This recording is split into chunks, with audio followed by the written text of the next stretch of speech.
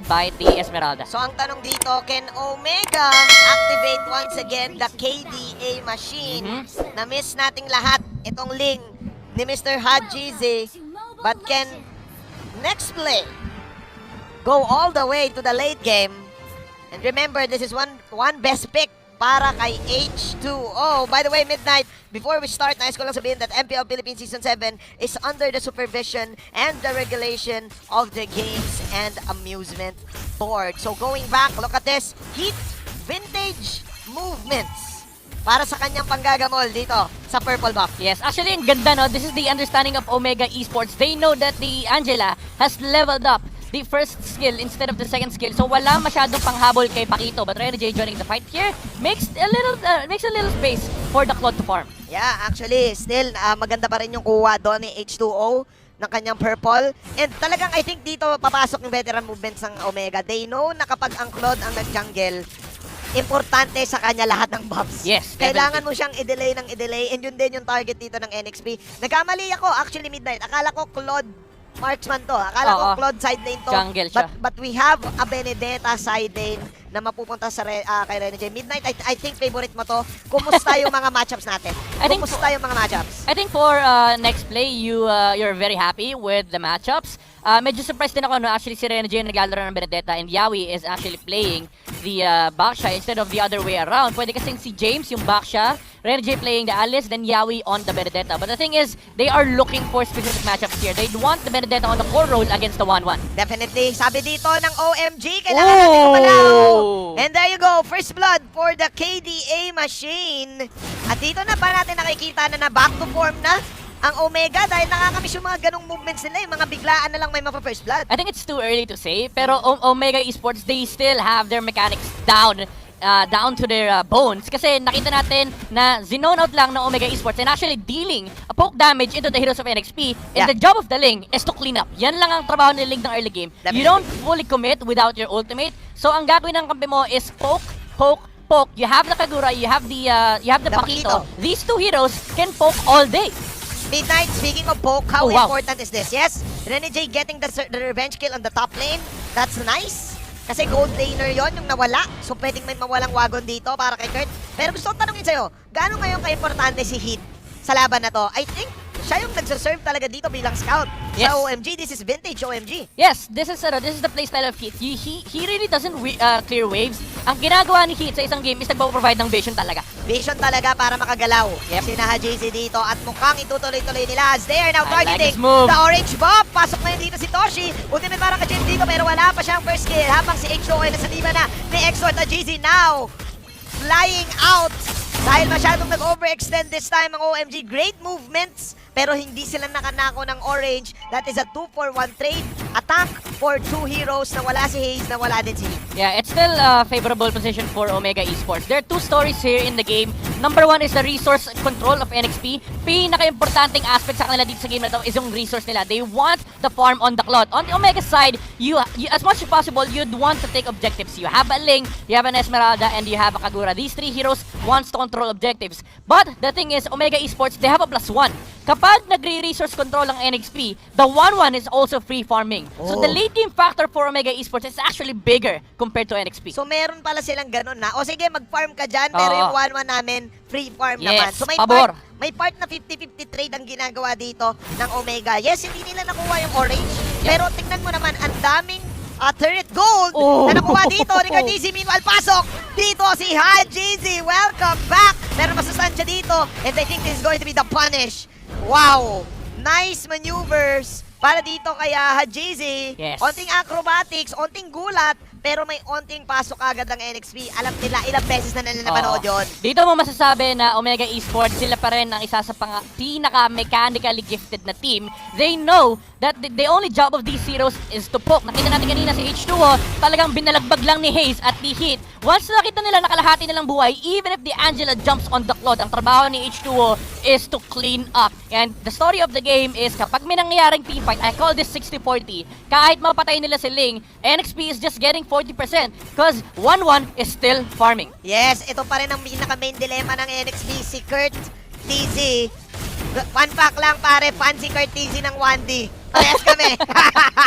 Yeah, shoutout pala kay Kurt. And yun nga, nagpa-farm lang siya dito. Kailangan nang gumalaw ng NXP. Yes. Kaibigang Midnight. Yeah, nawala dito si GZ. Pero again, tama ka no? It's all about the side lanes right now. Yep.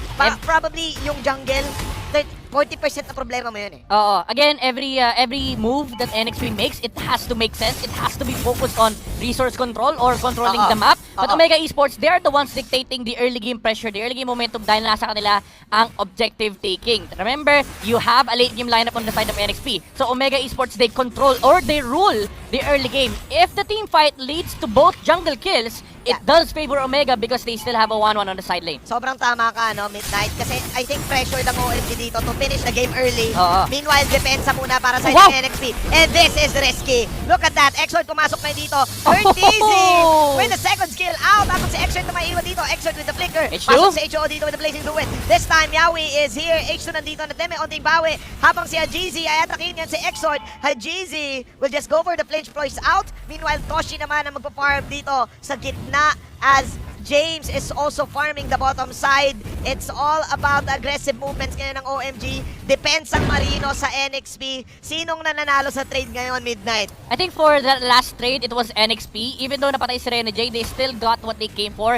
And maganda maganda actually yung response nila. You don't let Omega take anything for free. If napatay si Rene J and napunta yung kill kay 1-1, as much as possible for NXP, you need to find a trade. Yeah. And they got it. Nakakuha sila ng isang kill. And Hajizi, he went on the backlines. I don't actually agree with the play. Instead of going for H2, he went for Exort, which was not the best trades. So kaya ako nasabi na NXP yung panalo doon kasi nakakuha ng kill si H2O and Omega Esports, they didn't take any objectives out of that skirmish. Yeah, but I think ang pinaka pwedeng objective lang na nakuha dito ng Omega ay mid lane. Yes. Pero nabawi rin kasi ng NXP sa bottom lane. Yeah. So, may trade. may part na nag 60-40 and yes, H2O nakita natin ngayon yung damage na ginawa dito ng kanya blazing duet na actually pare Demon Hunter Sword na siya. Yes. And we know na talagang delikado yon kapag ikaw ang isang Claude. And this time, they're going for the turtle. Nakuha dito ni H2O as OMG will just back off. Yes, and this is where you start seeing the shift on the momentum here. NXP now has the items and the levels that they need.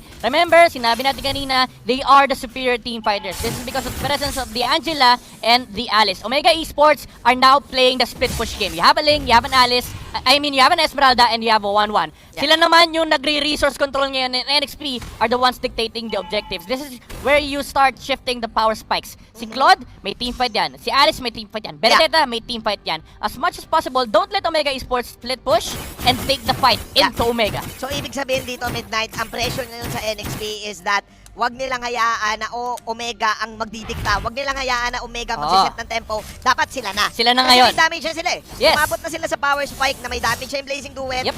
Halos lahat. Pero ngayon, Midnight, alam na atay ng Omega. Gagawa sila ng play dito sa baba. There you go. Haze, napakatagal para makatumpa dito si James. Haji? James surviving! Oh, wow. Wow! Instant! Ultimate lang! Kamuntikan pa! Field attempt for OMG!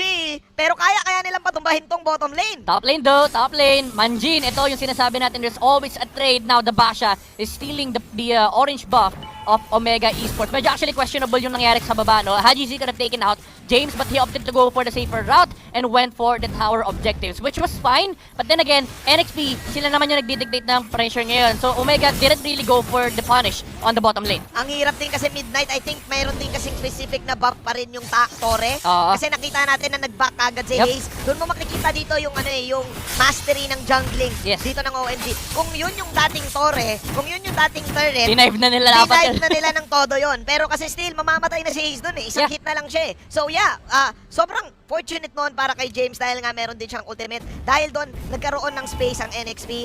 Midnight pero with a snap, may bawi kagad ng Omega. Tignan mo, dikta kagad sila. Binawi kagad nila yung nawalang top lane nila. Yes. Methodical approach still for Omega Esports. Every single objective na nakikita nila, basta libre, they will go for it. Curtizy with the Wind of Nature negating the damage output of the Blazing Duet ni H2O. Medyo ginalawan siya doon.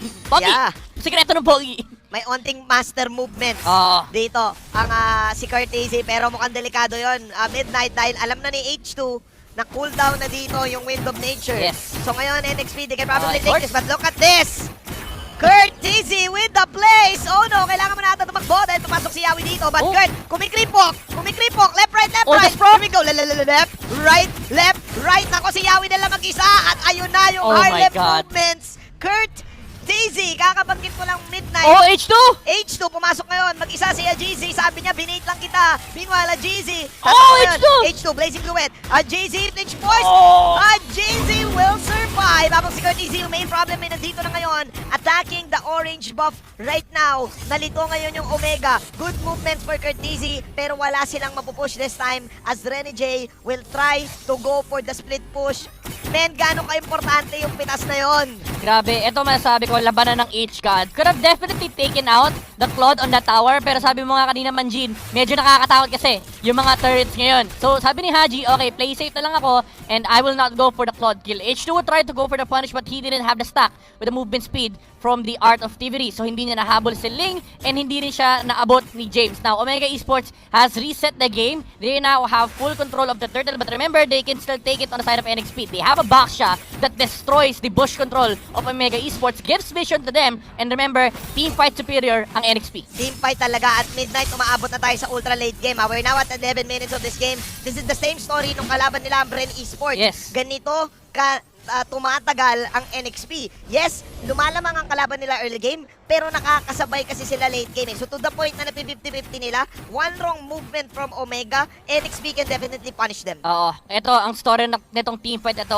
Who gets the control on the 1-1? Omega Esports, they still have this pressure na pag nag-proc yung ultimate ni 1-1 dito, yung crossbow of tanks, heroes will melt on the side of NXP. So Yeah. they need to keep in mind of the positioning of the 1-1, but it's really hard to do that against the Kagura and the Pakito na lagi nagbibigay ng vision against NXP. Ang ganda kasi ng zone no? So pressured ngayon ng NXP. Hanapin dito si Kurt TZ. They need to be mindful of the wind chant. Yes. They need to be mindful of the Kagura's ultimate. Kasi Haze is also doing a great job with the box out na ginagawa nila. Tama ka, Midnight. Late game capability, yes, nandito yung part ng NXP. Pero dito na ba papasok yung veteran movements? Dito na ba papasok yung macro control? Yep. Kasi I think ang tinitignan natin ngayon, since 50-50 na yung mga items, kung sino na ang makakapag-freeze lane, sino na mauna sa mga bush, Yep. pagdating dito sa Lord Take na to. Alam mo, sobrang bilis mag-farm ni Hajizi. Kanina lang pantay sila ng gold ni Claude. Ngayon, there's a 1,000 gold lead on this Ling. Di ko alam kung saan niya nakuha yan. Actually, wala naman siya nakuha kills for the past few minutes. Totoo. But I think it's because of him being able to stop Renegade from split pushing Pare. and the map control of Omega Esports na hindi nila hinahayaang makapag-lane si H2O. For the past 2 minutes, si H2O, kapag nagpapakita sa isang lane, biniblazing do it niya, but majority of his time is spent on the jungle. Jungle talaga, no? Dito papasok yung capability ng Ling to roam around eh. Yes. Nagiging ano siya eh, nagiging, para siyang ano eh, nagiging part na hero na split pusher na lang Oo. siya eh. Ngayon, ang dilema ngayon dito ng NXT. Oh, this is a kill. Pwede na i-bait to ha, let's see ha. Blow by blow. Ayaw. Renny J playing mind games with the GZ. Alam ngayon, ang dalawang kupunan na 4 lang sila sa my Lord Take. Sino ang mauuna dito? NXP ang may retribution. Kurt TZ, kumikripok palapit. Let's see, pero sabi Haji? guys, teka lang. Alam nilang 4 yung nasa side ng Ganda NXP. ng bait. Both of the teams playing mind games with Oo, each other midnight. sobra. Tignan natin. James, pasok ngayon. Haze, nako, tricky situation. Pasok dito si Renny J. Renny J, the bomb! The punish. Execute! Oh no, nawala dito si Haze. Pero mukhang si Yawi ata mawawala dito. Nako, nabitin! Oh, Damage! Napagamit dito ng Oh, wind shot ni Easy. Pero the wind shot is real! Mr. Edgelord! Kurt TZ! Grabe malasaske, pare! Grabe. Kabuntikan mawala pero isang pindot lang ng winchan. Pero sabi ni Renny J, ako on the bomb, hahabulin kita. Pero may onting creep walk. Oh my Habang God! Season nandito na din. KDA Machine. There you go. May tusok din ako. 4 na Grabe. heroes ang nawala sa NXP. And look at that replay. Anong nangyari doon, Midnight? Eto, masasabi ko lang, technical plays by Omega Esports. It started with the bait on the bottom lane. They went for the Ooh. Rene J after the Lord reset. And after that, alam na nila, okay guys, lahat ng tao ng NXP pupunta sa Lord, maniwala kayo sa akin. And that is what happened. H2O thought that it was a free team fight, went for the Blazing Fluid, pero hindi nila na-ready yung cooldown ng Winchan. Wow, that instant replay is brought to you by Oppo A94. Experience gaming at full speed with Oppo A94. Get yours now for only $39.99.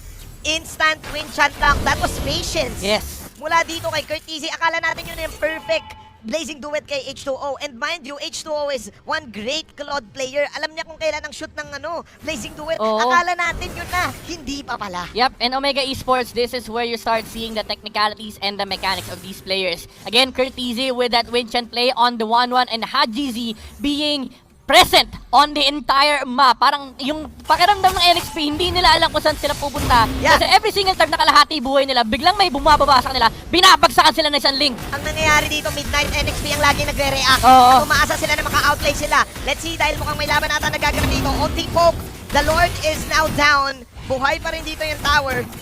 NXP, nadepensahan pa nila. Nice patience para dito sa side ng NXP. Habang yung OMG kukuha na lang ng iba pang objectives. Ang camera ngayon ay tumitingin kay Kurt. Yep. Mr. Edgelord. Tignan natin ngayon. Oh, James! Oy, pasok si James dito. Si Kurt ang main target. Let's see. Wala pa rin pasok si Ace, pero pasok na si James! The fake is real! Oh! But Kurt, mabubuhay pa siya! Buhay! Si Kurt Easy dito! Renny J mag-abol! Kurt Easy! Pero may execute dito si Renny J. Wala na si Kurt this time. 4-on-4 mangyaring laban. Renny J nandito Oh, si the Exort. dodge! Nakaloob sa kanya. Exort, tatakbo. Nag-zoom out yung camera natin. Renny J now tatakbo na din. Meanwhile, si Nahid nandito. Walang damage output ng OMG. Pasok si Ace dito with the yin-yang overturn. H2O mapapag-VMI out. Renny J Bottom baiting lane. someone. Look at Hajizi this time. Hajizi, nilipat pa sa bottom lane dito. Nag-aabang ng hero. Hajizi. Inaabangan yung top lane. Men, ang intense Oh! nangyari. Pero sabi ni Hajizi, okay, lipat ang camera. Isang sundot. Kuha ang tore. Basic lang, objectives lang, sabi ng Omega Esports. Di namin kayo hahabulin para sa kill. Kasi again, the story of the game is that we are playing objectives. If we can avoid fights on the side of NXP, we still win the map control. Yeah, this is again because of the flinch pulse. The mechanics na meron, ang isang ling na kayang mang-split, kayang gawin yung mga ganong klaseng movements. How crucial was that team fight para sa dalawang teams, Midnight? James and Renny J, nakita natin yung persistence nila on Yes. getting Curtizy. Actually, it could have been better, pero ang ganda rin kasi nung sagot ni Heat. Nung ginamit na ni James yung flicker niya, ang ganda nung gamit ng stacks on the Pakito. Multiple ultimates was targeted onto the Alice, kaya hindi napatay si Curtizy. Now, there's gonna be a steal on the purple buff. I don't think NXP could fight this one. Actually, nakuha ata ni H, and then, hindi nakuha ni H2. Nakuha ni Hajizi. And eto, dito mo makokomment yung dito mo makokomment ang NXP eh. They really know kung kailan sila magre-rest. They really know kung kailan yung sugal. Yes. And sinugal nila yung last team fight na yun eh. Mhm. Crucial yun kasi again, kamuntikan pa mabuhay si Kurt. Kung nabuhay si Kurt, kung nakapag-ultimate siya, Mhm. pwedeng naubos pa sila. Oo. Pero Renny J, nireserve niya talaga yung execute. 3 ultimates yung nawala doon. The Electroplinal Blow, yung ultimate ni Alice, Yep. pati yung ultimate ni Angela. Tumalon din eh, di ba? Tumalon din para lang mapatay si Curtizy. Alam mo, ito yung nagpapahirap na sa game ng NXP. They tried to go for these fights, and even though they keep on winning them, kasi nga sila yung superior team fighters, you still have to ask your problem as a new, ask the question as a new link. You have a link problem, and there is a map control problem. Because of the presence of the Link, the Pakito, and the Kagura, these 3 heroes just control the map. Nakikita mo kanina yung laro ni Haze tsaka ni Heat.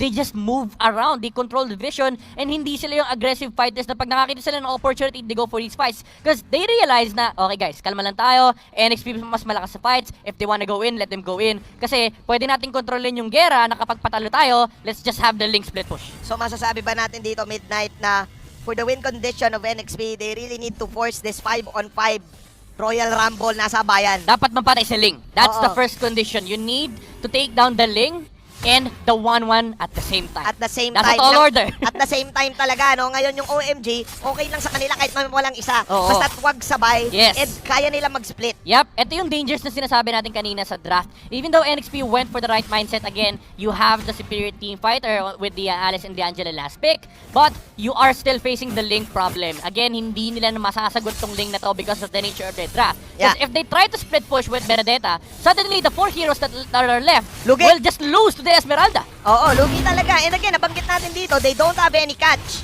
para dito kay Hajizi Yep. unless ibuhos ni James yung second skill niya doon. Oo, unless magkamali si Haji. Oo, at pwede rin or maduo kasi I think enough ng time yung stun ni Yawi ng Baksha Mhm. at yung stun ng Alice I think enough time Enough na naman. yun eh. Enough Problem na yun is, kailangan mahuli mo si Ling nang wala siyang ultimate. Oo, at Kasi may maburst free. nyo. Oo, kasi may free pa si Ling eh. That's the very nature of Ling. Oo. It's really hard to take him down kapag walang ultimate. So very conditional pag mapapatay mo siya. Actually, bottom lane, may nag-1v1 doon. That's the Ling and the Benedetta. This will always happen. The split push of the Benedetta and Hajizi split pushing for Omega Esports. And paulit-ulit yung mangyayari to, the Lord reset will always happen because Omega Esports, they're looking to split the map. Magkakasaikuan na ngayon, Midnight. At dito na papapasok yung drop na sinasabi natin. Yes, may damage output dito ang NXP. But Omega outplaying them in every way possible. Besides the fact na may escape yung Ling, may second skill din si 1-1 dito. Oo. Kaya hindi mo rin basta-basta mahuhuli. Yep. And the fact na maganda yung zone dito ni Hayes, ni Heat, and Detoshi, hirap na hirap ang Triangle NXP. offense man, Wow. Jin. Triangle offense, hindi makapasok kaya pumasok na si Yawi. This is a backshot that can do this, but the problem is the overwhelming damage of Takagura and the Pakito. Mind you, it's just a Pakito tank. Ayan, ire-reset na naman nila. Always look for a potential outplay. Mababurn siya dito. Pasok si Angeli dito, but James is down. Very methodical. Wow! OMG! Targeting the right person at the right place at the right time. And ito yung hindi mo pwedeng underestimate sa team na to. Alam nila pag sinabing focus fire sa isang tao, dun talaga sila. Oo, Manji, nakita mo 'di ba yung bilis, yung urgency ng decision making ng OMG. Nung nakita nila na wala nang buhay si Yawi, immediately reset the Lord. Nung hindi na nila abot si Yawi, okay, ito na si James. Focus, 4 heroes were focusing down on the Alice. Now, Rene J is being chased by 4 heroes while Hajizi is getting his farm. Probably split push the bottom lane and mid lane, but OMG still have the control. Now they have taken the Lord, and this will make life harder for NXP because hindi lang si Ling yung problema mo, dadagdag pa si Lord. Dadagdag si Lord. Lord is at level 2. Pupunta dito sa top lane. This is a 20-minute game right now, Midnight. We're looking at late game items right now. Kapansin-pansin na meron ding plate armor dito si Heat. Oo. Just to negate this Claude. Yep, sasalin lang talaga nila. Oo. And ito yung dilemma, Midnight eh. Laging mauuna ang Ling kaysa sa Benedetta Oh, pagdating yeah. sa split. Tama ba? Definitely. Kasi mas mobile si Oo. Ling compared to the Benedetta. Even though mas invasive mas evasive pala si Benedetta, Ling is just a global map presence. At speaking of map presence, eto na, sabi ng OMG, gera na natin. James now falling low. Mabuhay kaya si James this time. No. Mukhang kaya niya mabuhay with the flowing blood pero nawala na rin si Hayes doon sa batang gilid. Napakagandang sagot mula dito sa NXP. Eto na yung sinasabi nating AoE-centric damage output as Hayes is down for a minute. Meanwhile, pasok si Kurt dito. Kaya na kayo maputong pa. Na-reset dito si X-Sword. Kurt, siya na lang mag-isa dito pero ako makakawala pa siya. Nako, H-O nandito na din. Toshi, buhay pa rin. Ang daming buhay pa rin sa side ng OMG. Wala na rin si Reddit J. And I think this is it. OMG. Omega is back. At makakuha sila ng pinakaunang puntos nila dito sa MPL Season 7. You know, this is still the skill of a world contender, the mechanical and technical approach of the game. And look at this.